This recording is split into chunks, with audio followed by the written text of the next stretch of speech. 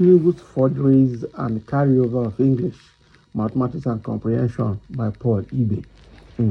Now, wow. So people are already looking into his certificate.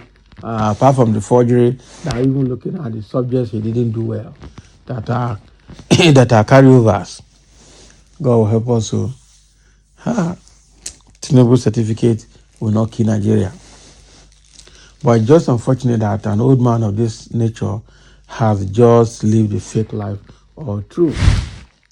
In the last 24 hours or thereabout, we have seen an avalanche of trolls on social media and some sections of the mainstream media that seek to create the educational credentials of Atiku Abubakar.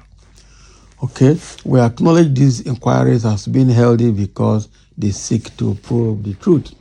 We also notice that a lot of those who engage on the issue are supporters and aides of President Bola Tinubu. Quite a number of their engagements suggest presenting a duality of allegations of forgery, but that put Atiku Abubakar at a parallel with forgery committed by President Tinubu in his documents to the Independent National Electoral Commission.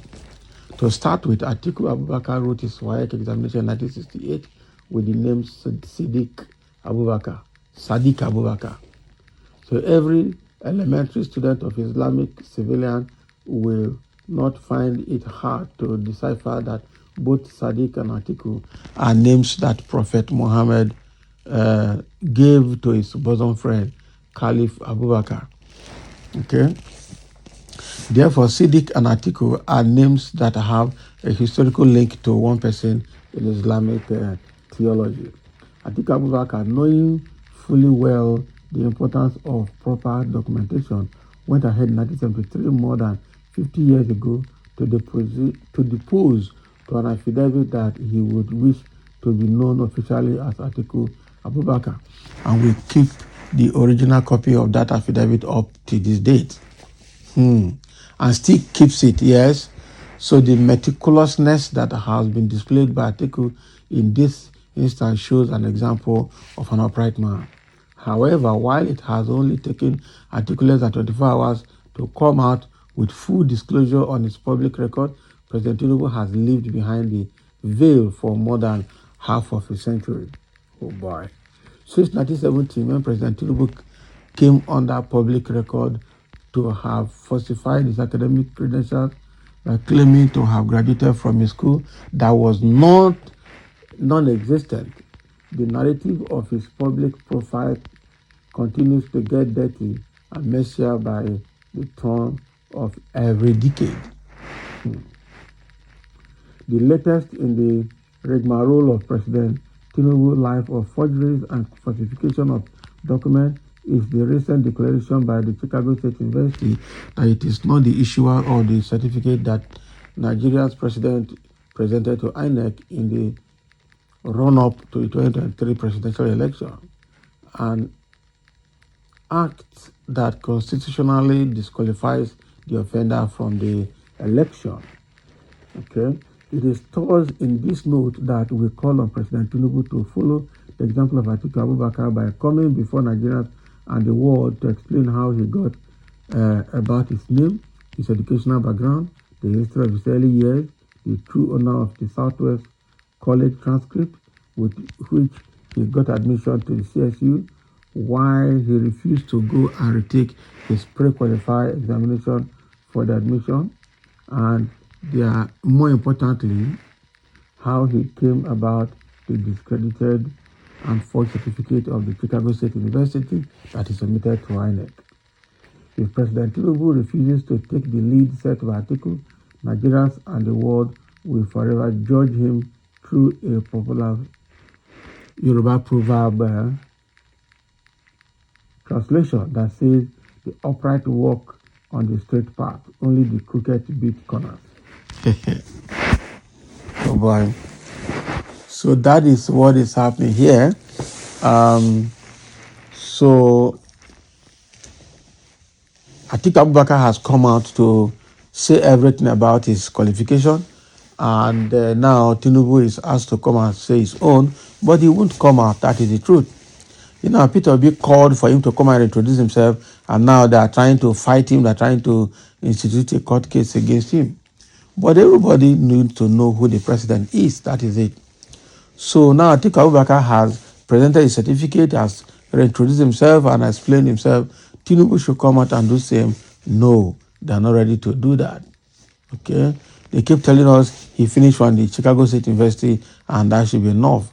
Nobody should prove that further. But he needs to come out and say exactly what happens to his qualification. From his primary school to his secondary school, his parents' name, his age, and everything about him, he needs to come out and explain it. And the more he tries to keep it to himself, the more people are calling him out. Wow. So somebody is saying, who told you that Nigerians are not interested whether the academic credentials or their president comes from the moon of Jupiter? Are you not ashamed of yourself for saying such rubbish? And you talk about Nigerians as if a few of you supporting evil are the about 200 million Nigerians. In fact, you few following this path because of crumbs should bury your faces in shame for ridicule and embarrassment the criminal accusations have brought us. Okay, have brought to your country, sycophants. That was a waste of time by jobless Nigerians. Who are the jobless Nigerians? Many Nigerians, including the direct victims of poor leadership, are still the same people defending Tinubu and his dirty records. This is why few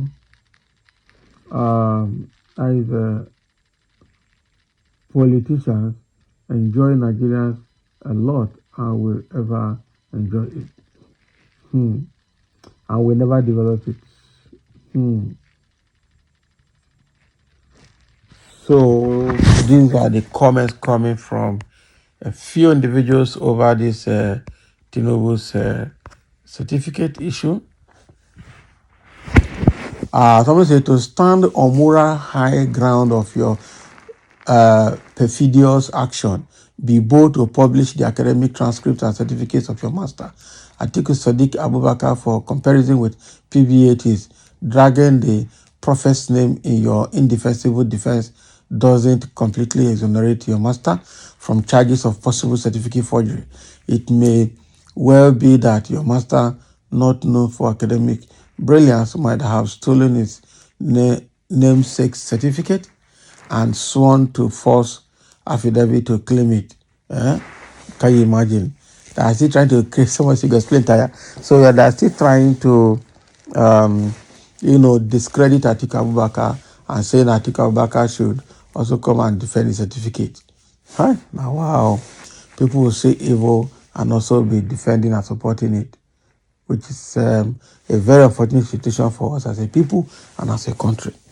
So thank you for listening and let's have your comments.